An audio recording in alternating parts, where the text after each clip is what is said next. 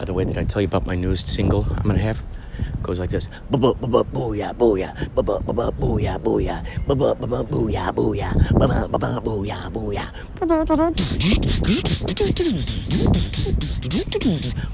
And it's just going to be one of those very simple club songs. Booyah, booyah, booyah, booyah.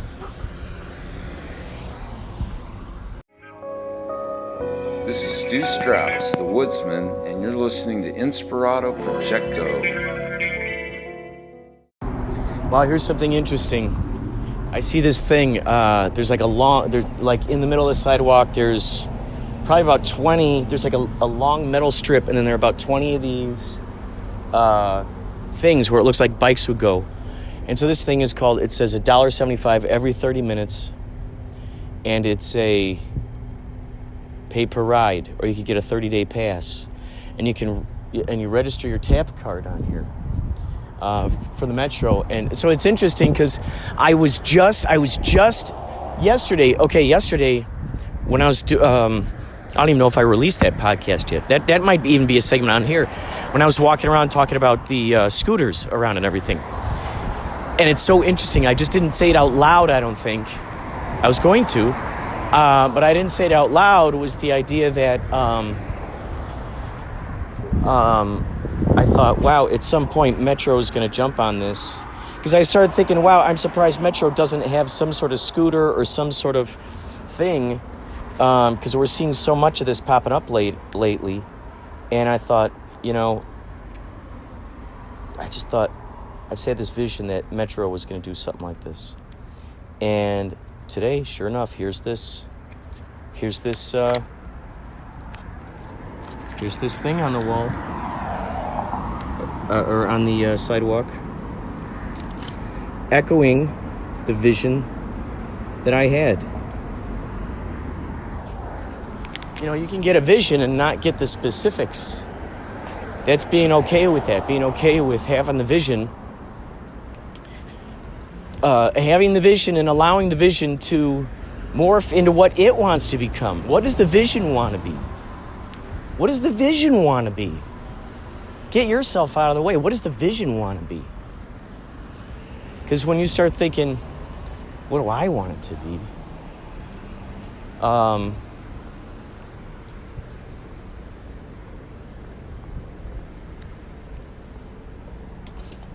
It takes ego out of the equation. So there have been a lot of these synchronicities. I can't remember if I mentioned this or not. But Blythe Baines, so she did a song with Snoop Dogg called White Rabbit. While we were at Bob's Big Boy, she was telling me about how she would go out at about 2 or 2:30 a.m. to go to Bob's to write. She did this for a very long time. She had ideas and stuff. And I told her that's what David Lynch would do at 2:30 p.m. And so I said, wow. And she said, oh, yeah, there's a lot of regulars. You'd see a lot of regulars at that time, that late. And I said, I remember saying something like, wow, that's like Nighthawks at the Diner. That Edward Hopper, is that it? Hooper? The one where you see like just the people through the window. So we get into the green room last night, and in there is a bunch of records up on the wall. And one of them said Rabbit on it. I don't know if that was the name of a band. It said Rabbit on it. Then on the other wall, directly looking at it across from that, was like a parody of the painting that I was referring to, Nighthawks of the Diner. It was a parody of it. And what I mean by that was that there was like Marilyn Monroe in it, and I think James Dean, a bunch of other folks. I'm sure you've seen this poster on many occasions. And it was called Phillies, Phillies, which is, so those two things made me think of Blythe. Bam, bam. And then it was called Phillies, which is extra crazy because Philly Ocean. Philly is in Yachtly Crew, Philly Ocean. So it was like this interesting synchronicity within a synchronicity. And these things, when you stir it up like that, you keep stirring it up, you keep stirring up that excitement. Make it a game. Make it a game. Look for these interesting things. And just play with it. And you don't have to tell anyone about it. You don't have to exclaim, "Oh, this is my new belief system." You don't have to. You're not required. You're not required. Oh my God, it's 11:30 already. The whole point of me going to the store was to get quarters to do some laundry. And I spent basically an hour there waiting in line. Oh God, you know what? I'm not complaining. I'm happy to be alive. Happy to be alive. I'm excited how things are unfolding. And everything happens just the way it should, right? So that was the other thing. I wanted to get eggs. I wanted to get food. That was one of the big reasons. Because we're not going to be eating until... Okay. All right, here we go. Going out for another mission. Here we go. We're going out to a mission. I'm not going to the same place. We're going to a different place this time. Going to a much different place this time. That was the whole point of the mission. The whole point was to get food, quarters, and toothpaste.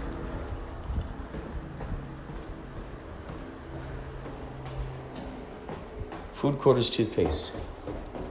Well, that's all right. See that? Now we get to talk a little more. By the way, we were cut off. The last piece I was recording, it was cut off from Dave Uchansky called. This is something I'm going to send off an email to Anchor about. What I like is they did make some alterations within the app that when people call during the time that you're podcasting, it used to hang up Anchor, and then the audio file that you were just previously recording, gone. Then they made a change where if you got a phone call, it would still cut you, it would cut off the podcast. But then it would save what you were recording up to that point. It would just do it automatically, like some of these video games. Which, by the way, I've been dabbling back in. I owe 2 reviews for 2 video games. And I played about an hour. Magician's Apprentice is one of them. I've just been offered the ability to review a copy of a different video game. But as you know, there's a lot that I've what's the word I'm thinking? Promises. I've got promises to fulfill. That would be an interesting subject, the idea of fulfilling promises. Fulfilling promises. Saying something today that it sticks and it lasts until the next day, or it lasts until... Or if, let's say, for instance, if there has to be an alteration to it, what would be cool and big of the person who first made the promise, would be really big of them, is to say, okay, you know what? I made this promise to you, and I just don't know if I could fulfill it. Or, I can handle this much of my promise. I can do this much. Or... we're going to have to put that project on the back burner because we're working on this right now. But I can tell you, once that's done, I'm getting back to this project. Surround yourself with people who keep their promises. But that's the, and then that's the key too. That's the thing. If you really want to have a good reciprocative friendship, you want, within your friendship, you want to swim around in a good precipitation. And that precipitation is filled with reciprocation. You know? Oh, look at this. This is what I call a celebrity sighting. She's always popping up all over North Hollywood. I'm podcasting right now. Can I interview you? Quick 30 seconds, because I got to go get some stuff. So I'm not going to keep you from your dogs. Okay. So what do you like to do? What do I like to do? Yeah. I like not being out in this heat. I like sleeping. I like eating. I like music. Do you play music? I don't. I have no musical ability whatsoever. I like my cats and my dogs. I like rescuing kittens. I love it. Oh, look at this little baby. It's Sam and Lily. Oh my God. Oh, two of them. Yeah, brother and sister. They are 3 months old. Oh my God, they're so And cute. I'm taking them to adoptions today Oh my in Pasadena. God, that is so cool of you. Look at these little babies. Oh my God, they are so cool. Look at these little ones. Hi there. Hello there. So Christine, how many years would you say that we've seen each other out there walking through the hinterlands? In various locations in the world. 3, 4? I think we met when you first kind of moved to LA. Oh yeah, when my mom and my sister came out. Yeah. But you saw me prior to that I in had the seen you prior Superman. to that. Yes. Sure. Oh yeah. This is great. This is a perfect opportunity for synchronicities because I just got done talking about a synchronicity. So for some reason it just popped into my mind. I was driving down the street and I was thinking about Lois and Clark. I was thinking about these different superhero, TV shows or movies and the ways in which they've been put out there in the world, cartoons and all that jazz. And I thought, wow, I never once saw Lois and Clark. I never gave it a chance. And I was just thinking, what a neat idea that they put it in that kind of context. Mm-hmm. And so I was just thinking about that, thinking, wow, maybe I should find something online where I could look at some of these episodes or something. And then all of a sudden, there you were, but I didn't know it was you until now I know it was you. Then all of a sudden, there's this woman walking down the street. I turn the corner, and then all of a sudden there's a woman walking down the street wearing a Superman t-shirt. I'm like, oh my God, of course someone just pops up while I'm thinking about this. And then then I think it was like, I don't know, at some point much later on, then I saw you and I'm like, okay, because I wanted to tell whoever that woman was of that specific synchronicity. I need to tell people about these magic moments because like whether they feel embarrassed about it or or whatever the thing is, at least I don't live with some regret of not giving them the opportunity to open up this magical, because maybe there's a particular magic moment. Right. Maybe they were thinking of something and they're like, oh, I'm going to put on this shirt. But yeah, so it's just really cool that here you are right now, of course, as I'm talking about synchronicities. What are your thoughts about synchronicities? I'm too tired to even put into words. I mean, I believe people do, sync up. And I believe people meet for a reason. And I think, there are triggers that set things in motion where they're supposed to meet somebody or they're supposed to be in this specific location where something is going to happen, good or bad. Yeah. I believe in synchronicity. Well, it's crazy because I was just up there and I realized, oh my gosh, my whole point of going up to the store was to get I ran out of eggs.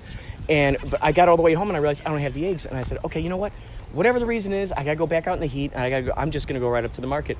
And then bam, here's this conversation. Yeah. It's so cool. Oh, by the way, I want to give you this. We're playing today at the Starlight Bowl. It's going to be our biggest show yet. It's so much fun. You're also in a band? Yeah, so we do 70s and 80s yacht rock songs, like Michael McDonald and Toto and just all those great. I'm with the Alley Music Studios on the corner. No, I didn't know that. In Lancashire. No, I didn't know that. We're doing live events now. Oh my God, that's awesome. That's fantastic. Of course you are. 5066 Lancashire Boulevard. Oh my God. North Hollywood. That's crazy. The studio has been around since 1965. It was originally founded by Dunhill ABC Records in the late 60s. Three Dog Night, Steppenwolf, Hoyt Axton, Linda Ronstadt, Jackson Brown, Crosby, Stills and Nash, Warren Zevon, they were all there in the early days. Wow. In the 70s, it was Melissa Etheridge, it was Graham Parsons, Bonnie Raitt, all of them started coming in. Oh my God. And then the 80s, we have Motley Crue. And oh my God, that's great. A lot of the 80s bands. We actually have an interview. There's this woman, Michaela Baylor, who actually lives in the neighborhood. She's a rock and roll journalist-ish kind of thing. She's doing these interviews that she puts on YouTube. Oh, that's fantastic. And so she has interviewed a couple of other older musicians. Like she did Paul Mars Black from LA Guns. Oh, cool. So that interview is online. And so we just gave her a house at the Alley. And so she's bringing in on Tuesday, we're doing an interview with Bobby Jean Brown, who was the wife of Jani Lane from Warrant. Oh my gosh, this is crazy. Who was on that reality TV show, The Ex-Wives of Rock. Oh, wow. So she's one of the they're all blonde, but she's one of the blondes. And she's got a book coming out. She has one book out already. It was Dirty Rocker Boys. And now she has like a second book that kind of takes up where the first book left off, and how, you know, she's kind of reclaiming her life and you know, getting back into music and stuff like that. So that book actually comes out in August. Incredible. But we're interviewing her on the 30th, and then you know, she's gonna get more people from the industry in there for interviews. Awesome. You know, why not at the Alley Music Studio? That is great. Oh, and so you're a musician, you have musician friends. We are just launching Tuesday night will be the first ever Alley Jam sessions. Oh my gosh. And so you can come in, you can bring your guitar, you Oh can my bring your bass. gosh, if are you just kidding wanna me? sing, we have a piano. So Wait, and on what nights? this is going to be the first Tuesday of every month. So we have our last Tuesday of every month. So we're having it this Tuesday. Oh my God. And it's free. So the first 5 Alley sessions, or Alley Jam sessions, are going to be free. So anybody can come. And it's kind of like an open mic. Gene Mykovsky, who actually lives over in that building over there, he's amazing. He just got done touring Europe, and he's going to be headlining. So if you want to jam with him, he's really an incredible musician and singer. Wow. But yeah, no, you can come on in and you can play. Oh my God. And then we have comedy night on Wednesday night, so August 1st, and that will be free. You know, we're not doing a drink minimum or anything. So, I mean, you can come in, you can just hang out. You know, we would like for you to buy a couple cocktails, help support the Alley and the cause. But yeah, we're going to try and do more diverse things, comedy, open mic. We have concert series through Airbnb and Concert Media. We just had one last night, which is why I'm freaking exhausted. And now I got to go stand at adoptions all day today. Whoa. But yeah, no, we're online. We have the Alley Facebook page. We do Instagram. We're trying to work on Twitter. But yeah, we have a website, so we're, you know. Oh my we're gosh, out that there. is so cool. The Alley Music Studios. That is so cool. So every year, so I was telling you, I do the film festival down there every year, Kapow. I would love to combine forces. I would love for us to somehow collaborate together in that respect as well, in some way. Because heck, it's all local. Stop by Tuesday night. You know, just check it out. You don't have to commit to anything. I have it off. Doors open at 7, 8, I think. We'll probably go till about midnight. And again, it's free, so just That's cool. come in. Bring a guitar if you want. We have session instruments. I don't know if they're in tune. Probably not at this point. But yeah, no, we have a piano that's in tune. Oh so my if you wanna gosh, play. this is so fun. Yeah, Wow. right? Oh my God. Well, listen, I better go get my food. It was Okay. so good seeing you Good again. seeing you You're too, such a Kurt. good spirit. You take care. I'll talk to you later. Thanks for all this great news. Sure. How cool is that, folks? How cool is that? We knew that somehow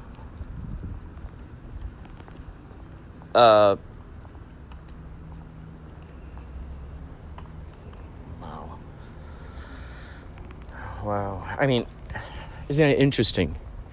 We went along with it. One of the things you'll notice in the interview with Blythe, she talks about how she is in a constant state of amusement. What a great way. You know, that goes right in hand with the idea of playful, play with life. Make it playful, make it fun. And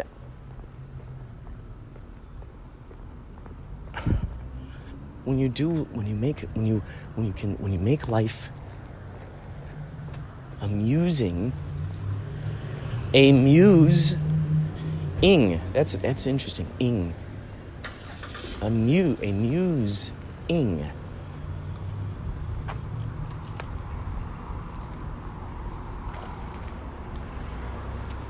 Make life a muse. Ing. I wonder if ing comes from thing. Amusing. So you're making a muse. Ing. You're making a thing. You're making a muse thing. So make your life a muse thing. So where's the muse? And that's beautiful because that falls right in line with the idea of us being able to define things how we want, how we choose to. Man, just amazing when you think about it all. It's just astounding. All right.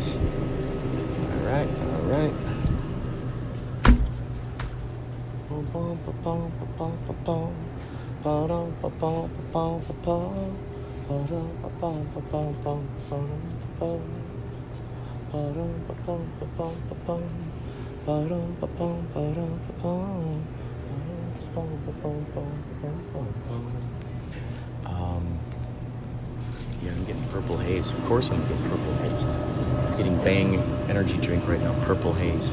We'll talk more about this stuff, but I want here. What the hell? I'll let you hear the transaction. Why not?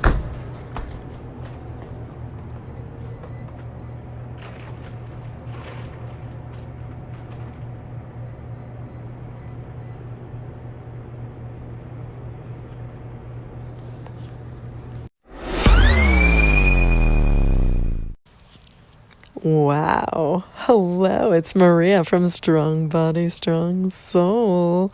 And I wanted to thank you for your song that you left on my show here as a message. Wow. What a great use of your voice. Have a great night or day wherever you happen to be in the world. If you're celebrating 4th of July, I hope you enjoy some fireworks somewhere.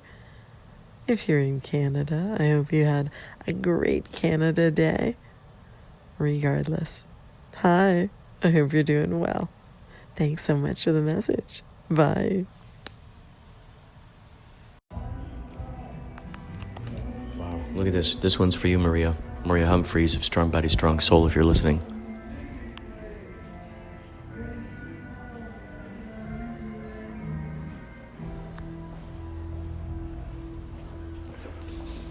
If you guys get a chance, check out Maria Humphreys' Strong Body, Strong Soul podcast sometime. She has a great journey, a great adventure that you get to go on that quest with her throughout the segments.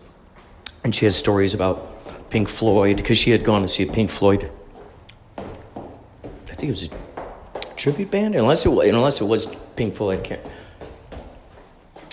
can't remember. Whoever it was, they sounded exactly like Pink Floyd. I mean, it's uncanny. That is, man, that's the whole, that's what you need when you got a tribute band. That's the ideal thing, is that a tribute band, well, looks like them, because a tribute band is trying to give an illusion. I guess it all depends on the motivations of a person in a tribute band. I would think, when I think of a tribute band, I think that they're trying to give a tribute, an actual spiritual representation of those people, of those characters that they're playing. So they try to look like them as much as they can. Some of these tribute artists they are far into it. Like the David Lee Roth guy looks just like David Lee Roth. So he's David Lee Roth all the time. Swan from Led Zeppelin, I believe that's the band. He looks just like Robert Plant. So he is Robert Plant all the time. So some of these... Rod Stewart, the Rod Stewart guy, looks just like him. Just like him. So the idea is to, because a lot of these bands are not out there touring anymore. A lot of them are not. They're not doing anything. I was happy and surprised and excited to see that the Association was going to be playing at the Coach House, which was the same place that Yachtly Crew just recently played. The Association, because I had recently seen Echo in the Canyon, the movie about the Laurel Canyon days and all the great bands that evolved up there, that were grown up there, that all harmonized and that all just harmonized with each other. I think that'd be so fun. I'm curious what this Quentin Tarantino movie, Once Upon a Time in Hollywood, I'm curious how far they're going to go into that era of Hollywood, if they're going to go up into Laurel Canyon. My prediction is they'll go up into Laurel Canyon. They already showed in a preview Charles Manson. So I'd like to believe they'd also show the good aspects, the beautiful aspects of living up in Laurel Canyon. Charles Manson doesn't have to ruin it for everybody. Here's your fun fact. The nose prints of both dogs and cats are unique, ridged in a pattern just like fingerprints of humans. Stay tuned to Inspirado Projecto for more fun facts. Here's an idea. A man who is hired specifically and only for pillow talk. So the ladies who crave pillow talk, let's say they have a wild night and the guy they're with just doesn't want to talk with them in the morning. The good news is the guy can slip out of the bed, no problem. He hires a semi-lookalike who then crawls into that after that guy leaves, and then they commence pillow talk. And with any luck, perhaps the two hooked up during some club night or something, where things are hazy.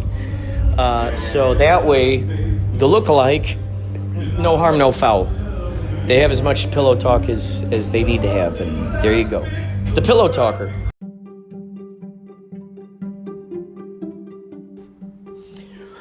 Wow, so interesting. I put that little piece on the podcast about how when you watch movies and stuff, TV shows, and people drink out of coffee cups,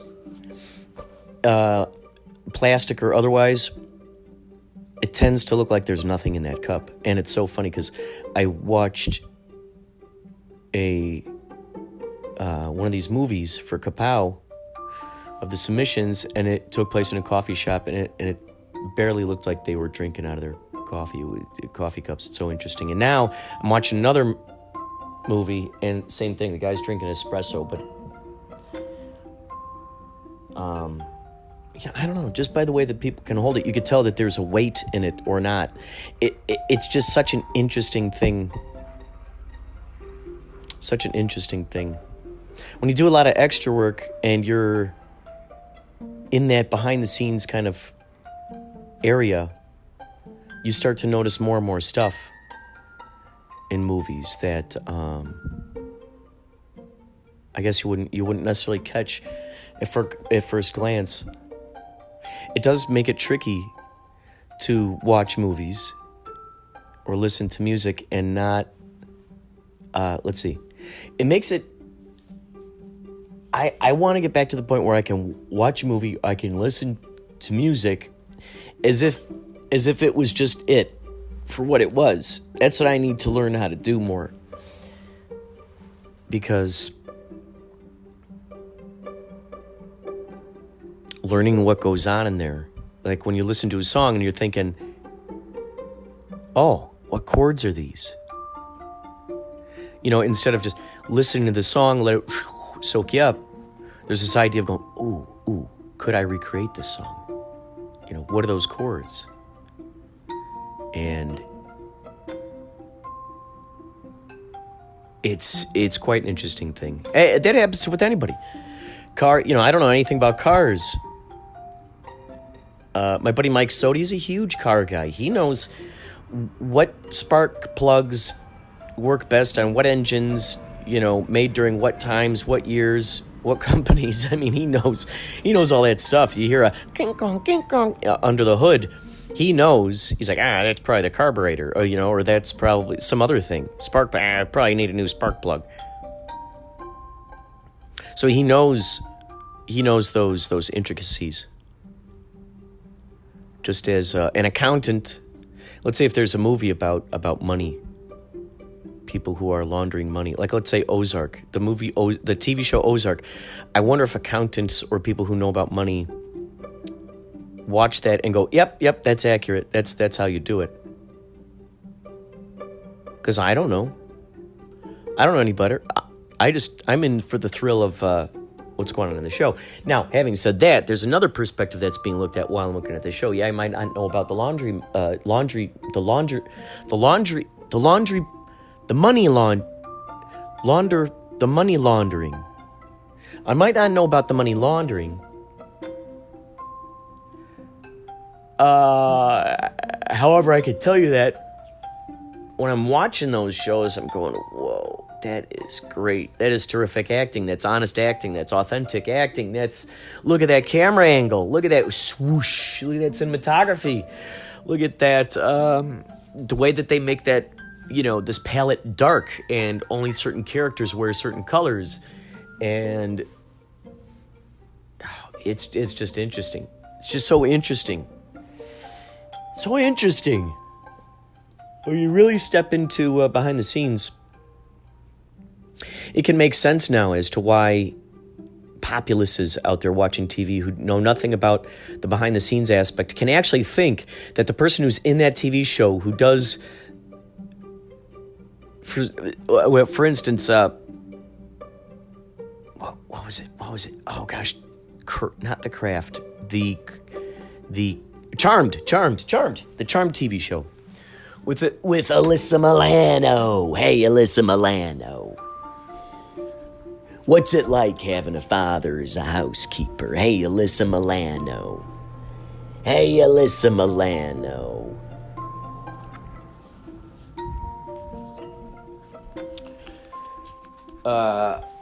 Charmed, Alyssa Milano, the other gals. I did extra work for that one time. I think I probably said this in another podcast. And if you're listening to this, you get to hear the story again. I had done extra work for Charmed, and it was a scene where it was taking place outside. And there was talking going on. And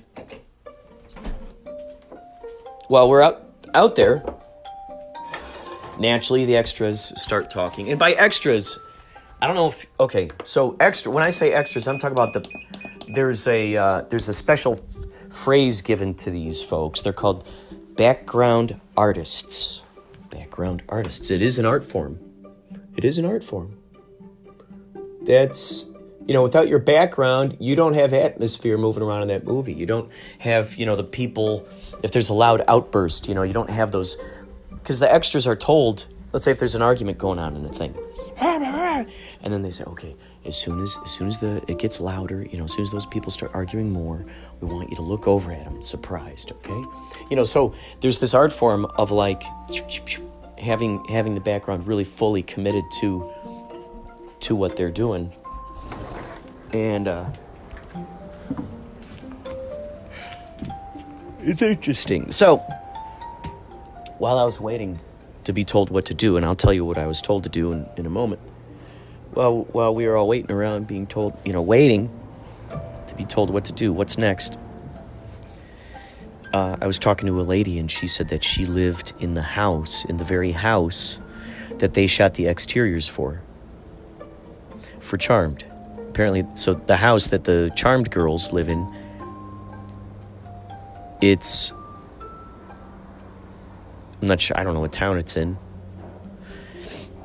But I met the lady who lived in that house, and they, I guess as a thank you or whatever, they would just call her up to do extra work on the shows. And she said that people would find her house, because you can You can look anywhere on the internet. You can find this stuff. It's like, okay, what's the location of the Laura Palmer house in Twin Peaks? Okay, bam, you can go there. You can actually talk to the people, interview them, hang out, have coffee. Who knows how many visitors these people are getting, by the way. So, the particular woman I talked to on the set of Charmed, she lived in one of those houses, and people from all over the world would fly in, and they would say, are the Charmed girls here? Are they here? And then they would name them by name. They would name the characters by name, and they'd say, are they here? Are they actually witches? Do they actually live in that house? Do they actually know how to conjure spirits? And a lady said, well, I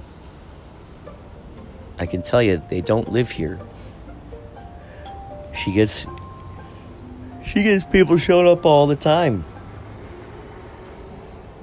So when you hear stories like that, and then when you see locations in movies and TV shows, and there's a whole thing that went on into that. Maybe the house that you see right there is just a one-dimensional kind of thing. Which, by the way, I'm reminded of that Brady house, wherever that's at. I gotta find that out. So we go there, interview the people who are there, whoever's there. But you don't know if these things are just a one-dimensional outside thing, if it's a forced perspective kind of thing, like in Psycho, where the house is much, much smaller, but they put it up on a hill so it looked like really far away.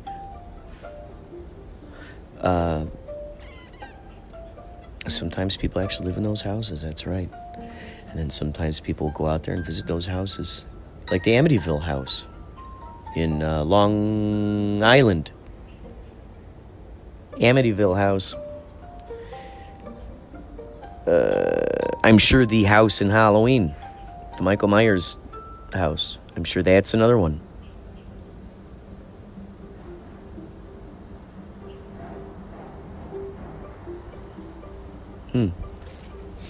So once you get to so my job was to drive a taxi.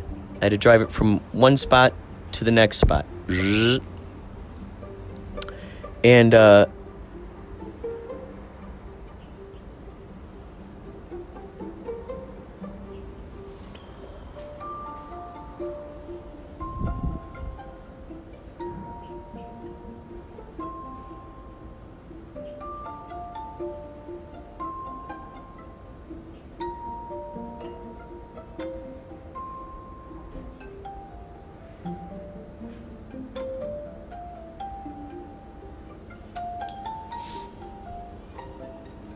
so, yeah, sorry, I was just replaying the events that happened in my head. So I was sitting there, I was about to go forward, because there was a situation where there was traffic. And now what they did was they blocked off, I think it was on Warner Brothers lot.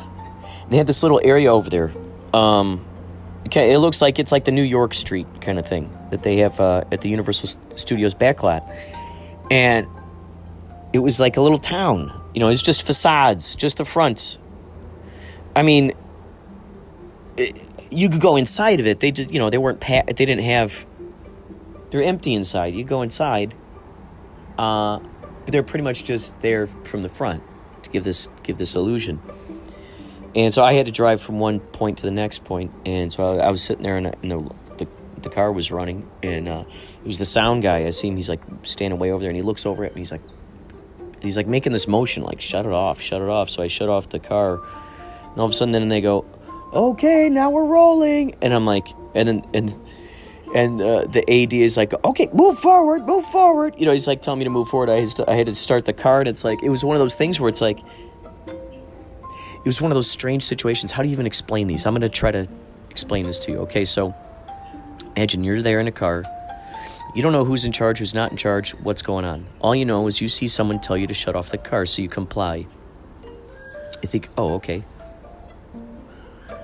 But then the other guy, who's higher up on a totem pole than the first guy, looks at you, blaming you for shutting off your car, which, yes, I take the blame for shutting off the car. I also take the blame for listening to the guy who told me to shut off the car. So what do you do in that moment? You say, well, that guy holding the microphone told me to shut it off. But then on a side note, you'd like to think that the guy holding the microphone will go, oh, it's not his fault. I told him to shut it off. But there are people out there who would rather throw someone under the bus rather than, the cool thing was there wasn't any consequence. However, it's just such an interesting thing when stuff like that happens. It's such a funny thing. It's such a funny thing how often that type of thing happens. And people don't take responsibility. That's just, it doesn't take much. Like, oh, I told him to do that. Why did you shut off the car? And then all he had to do was just turn to him and go, oh, you know what? I told him to do that. That's my fault.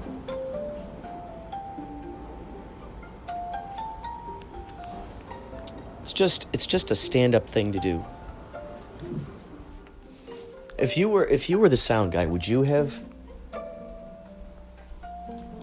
but in that moment, it's like you got to move, you got to groove. The scene is going and the car has got to be moving. So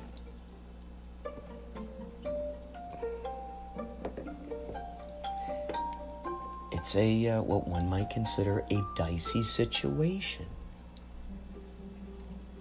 A dicey situation.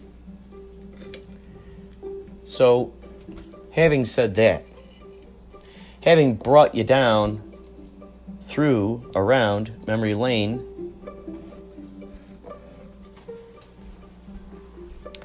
anyone who's involved with any specific kind of thing, this is why they call, that phrase shop talk. Oh, they're talking shop talk right now. Well, that means that's, what shop talk is. It's like, shop talk could be anything that is some say, oh, I'm geeking out right now. And they say it like it's a bad thing. Oh, sorry, I'm just geeking out right now. Well, don't apologize about being excited about what you love. Why? What's the pleasure in that?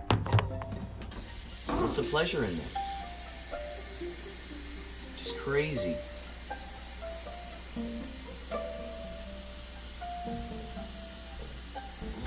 This is the sound of the man filling up the water filter.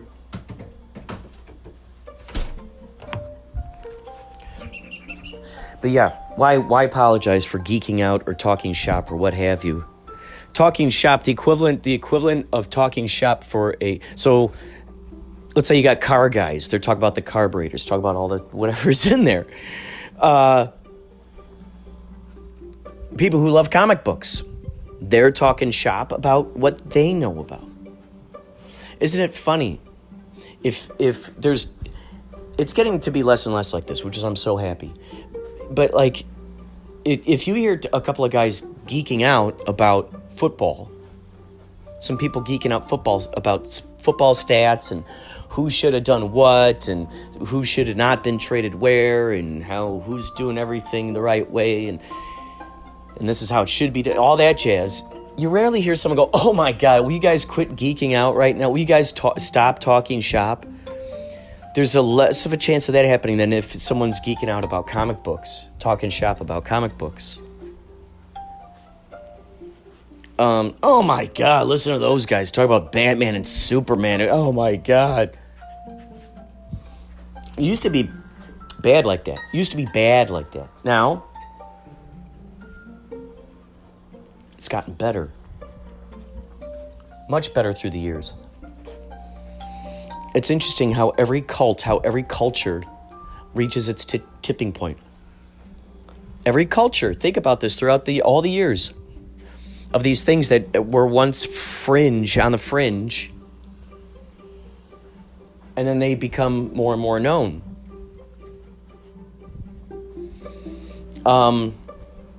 Once those fringe groups start making more and more headlines, and you see more and more people sort of endorsing that kind of behavior, that culture, the cult turns into a culture. The culture is a cult. Cult is just a quick way of saying culture. So remember that. Oh, it's some kind of cult. Everyone's in a cult. Oh, she's in some kind of cult. Everyone's in some kind of cult. As Living Color once said, the cult of personality. Isn't that interesting? Because it's a series of personalities that want to adhere to a certain culture. Pick anything out there, and there's a culture for it. So what used to become fringe, like for instance, Army of Darkness, that's still a cult film. And then grew into a culture, and then got bigger and bigger, and then Ash vs. Evil Dead then came out on Stars, and that stirred up some interest. The Tick is, it's hit it's gotten its nods on many occasions, and will continue to throughout the years as people get more and more daring to bring such a smart story to life. But every dog has its day. Remember that phrase? Every dog has its day. It's absolutely true. So the idea is not to pine away for that day that the dog will have its day. It's to just keep doing the best thing at what you absolutely love doing. Put that energy into that, and it automatically becomes that thing out there. I've seen so many things out there in the world that I predicted the idea of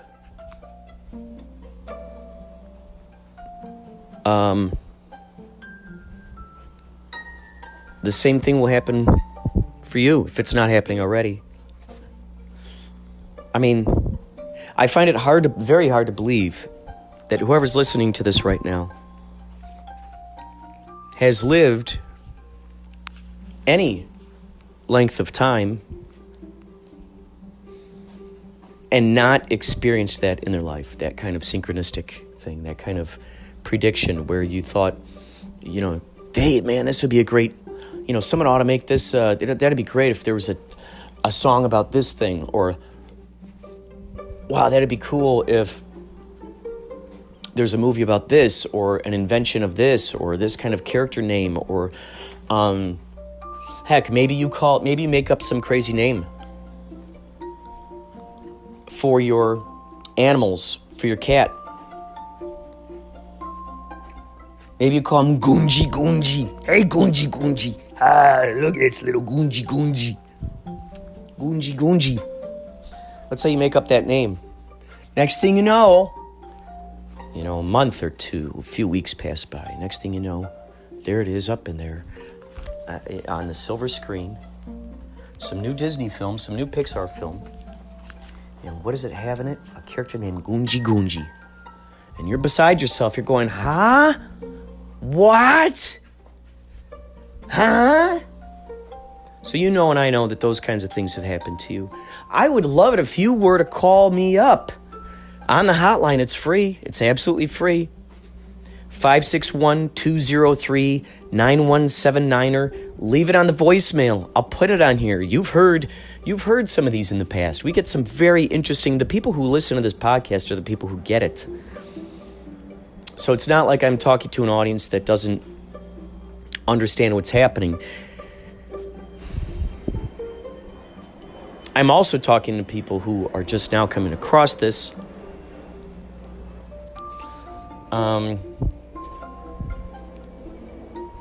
You were led to this for some reason. Something led you here. That would be something fun. Call up the hotline, 561-203-9179. Let me know how you did find the podcast.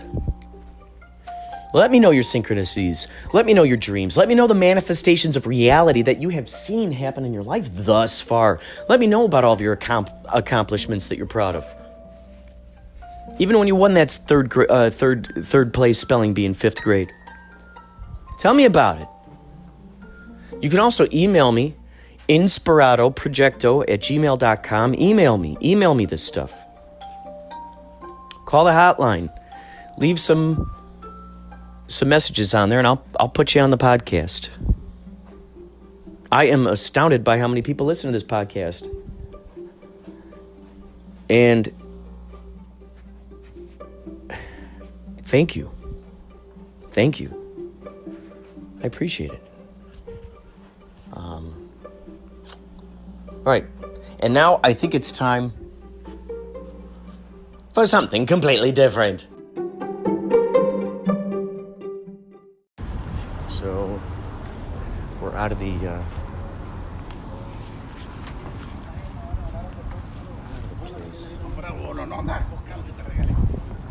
place. That idea of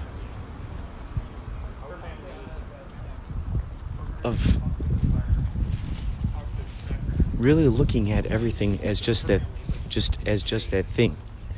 Looking at everything as just a thing, like without an attachment to it,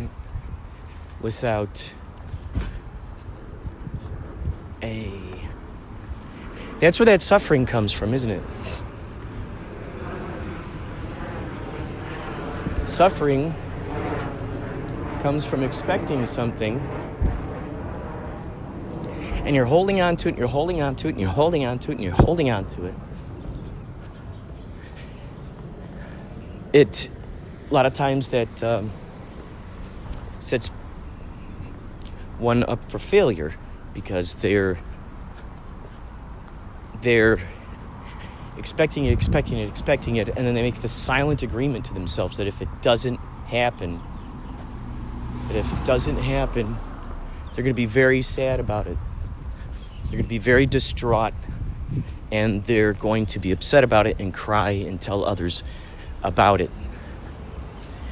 So there's that it's almost like that silent agreement that is made there, if that goes hand in hand with that idea of this expectation.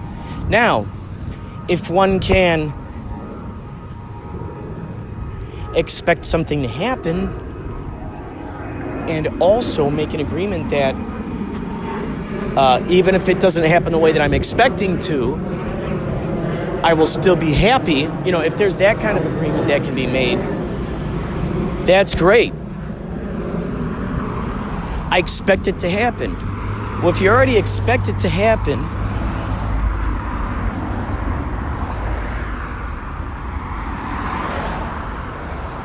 then you just let it happen. You let it unfold. Make it amusing. And not putting one thing on a pedestal above another. That's the other key, not putting one thing on a pedestal. That's where the disconnection comes from. That's where that feeling of lack comes from. Putting that thing up on the pedestal. Those relationships start falling apart because you're putting that person on a pedestal, on this thing that you have to try to get the attention of, or that you,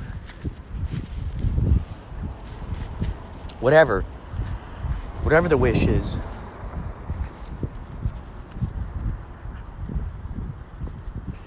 Because the things we're excited about or the things we're anxious about, that is the power, that is the button that we're pushing to turn it all on.